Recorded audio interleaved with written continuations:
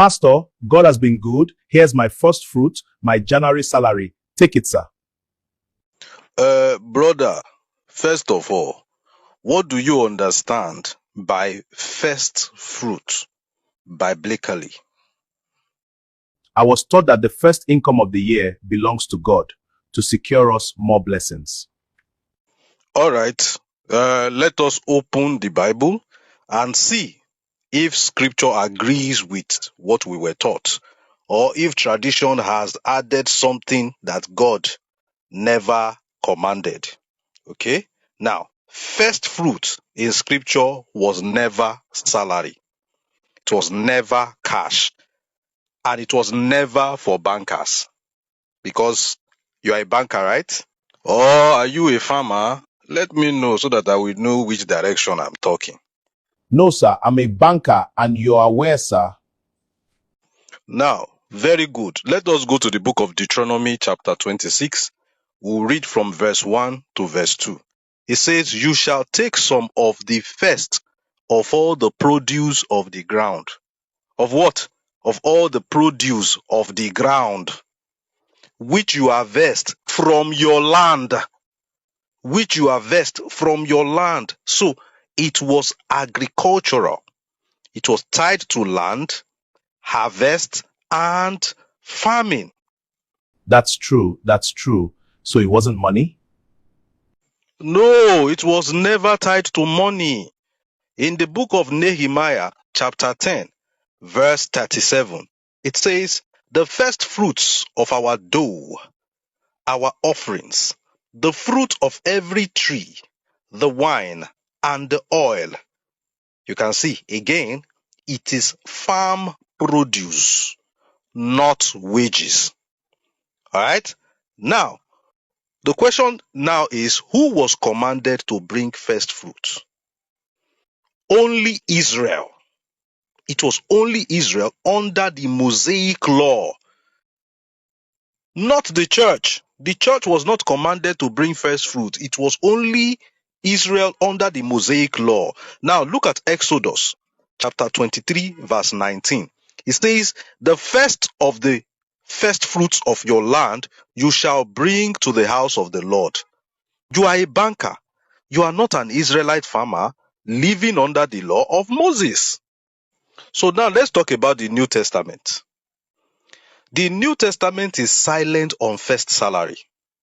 Search the New Testament carefully. No apostle ever collected first fruits from salaries. Instead, giving is taught like this. 2 Corinthians chapter 9 verse 7. It says, "Each one should give as he has decided in his own heart, not reluctantly or under compulsion, no be by force to give." Now, first fruit doctrine compels people. Grace does not.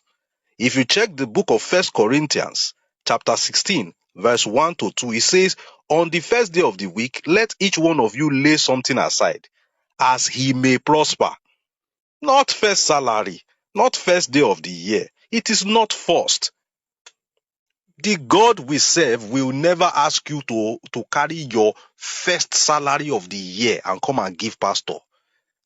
You that you just finished spending money for Christmas and New Year celebration, and January is even the month that you pay your children's school fees. But God is not an author of confusion. Now, another very important point to note is that the law has ended. So even if you were a farmer, the law itself has been fulfilled and concluded. Go to the book of Romans chapter 10 verse 4. It says, "For Christ is the end of the law for righteousness to everyone who believes." Galatians chapter 3 verse 24 to 25 says, "The law was our tutor to bring us to Christ. But after faith has come, we are no longer under a tutor." You can't selectively resurrect one law, first fruit, and ignore the rest. Sacrifices, Levitical priesthood, and all those things that follows it that looked fetish. I am telling you this because it's very convenient for me to collect this money from you and just chop it and just eat it. But as a true man of God, I would rather tell you the truth. At the end of the day, you can now use your church mind to say, Pastor, I dash you this one. But for me to scam you, I will never do that. But Pastor, what about honor the Lord with your first fruits? Now, you have asked a very good question.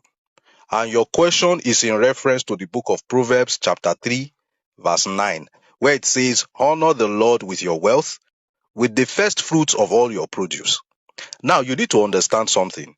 Proverbs is wisdom literature, not a command to the church. And again, produce was mentioned, not paychecks. You honor God today by obedient living, generous giving, supporting ministry willingly, not fearfully or forcefully or under duress. So you need to realize that God is not after your salary. He is after your understanding. In the book of Hosea, chapter 4, verse 6, it says, my people are destroyed or they perish for lack of knowledge. Acts chapter 20, verse 35 says, it is more blessed to give than to receive. Give, yes. Support ministry, yes. But not by turning Old Testament farming laws into modern financial rituals. No, sir. All these funny pastors, when you tell them some sacrificial things that took place in the Old Testament, they will tell you, no, that is Old Testament. But they will always go there to pick things that benefit their pocket financially. They will hold on to that one and throw away the rest. So, Pastor, what should I do with this money? What you will do with the money, if you want to give freely. You can come and meet me and say, Pastor Victor Isibo, how are you doing, guy? What's up? This your coat, it be like say you don't owe though. Take this small thing, may you take hold your side. I will collect it, but not under the guise of first fruit.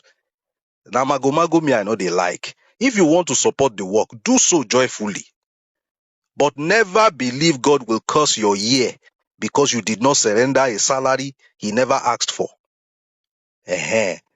Wow, thank you so much. Many pastors have been scamming members with this first fruit thing.